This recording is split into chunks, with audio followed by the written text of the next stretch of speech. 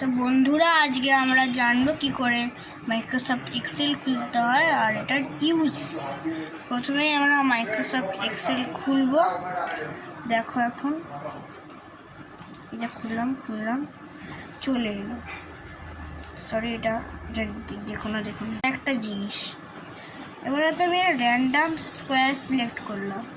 যে স্কোয়ারটাই আমরা সিলেক্ট করবো এইটাই আমাদের অ্যাক্টিভ সেল। যখন আমি যে কোনো স্কোয়ার সিলেক্ট করছি অ্যাক্টিভ সেল হয়ে গেল। এবার দেখো, আমরা একটা অন্য স্কোয়ারে চলে গেলাম, অনেক দূরে একটা স্কোয়ারে চলে গেলাম, হয়তো এই স্কোয়ারটা। এবার আমরা আবার নিজের ঘর স্কোয়ারে কী করে ফিরবো ওটা দেখে নাও। তা আমাদের জন্য কন্ট্রোল হোম টিপতে হবে।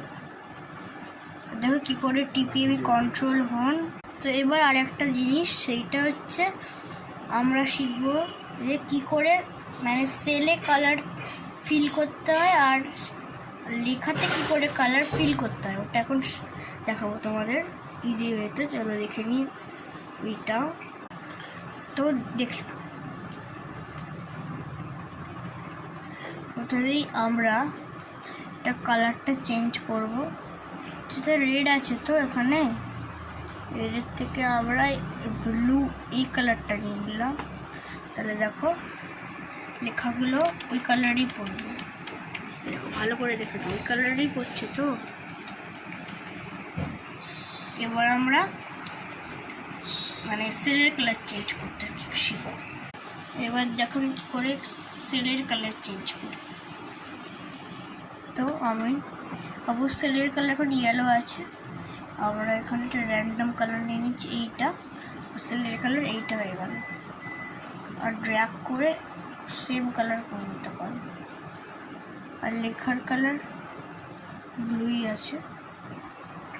এবার মেন জিনিস যেটা শেখাবো ওইটা হচ্ছে এক্সেলে অঙ্ক করা। কী করে অঙ্ক করতে হয় এখন শেখাবো, মন দিয়ে দেখে নাও, একটা মেন জিনিস একটা। এবার আমরা শিখবো কী করে এক্সেলে অঙ্ক করতে হয়, মানে ম্যাথস। ধরে নাও আমরা একটা নাম্বার চুজ করলাম, সেইটা হচ্ছে 75, গুণ করলাম, দিয়ে আমরা ইকুয়াল টু দিলাম, দিয়ে আমরা A1 ঘরটাকে লিখব, তারপরে আবার এই সাইনটা দেব। তারপরে এই হচ্ছে মেন ফর্মুলা, মানে এটা দিয়েই সব অঙ্ক করতে হবে।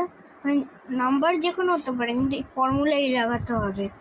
তো এবারের মতো টাটা, পরের ভিডিওতে দেখা হচ্ছে পরের কোনো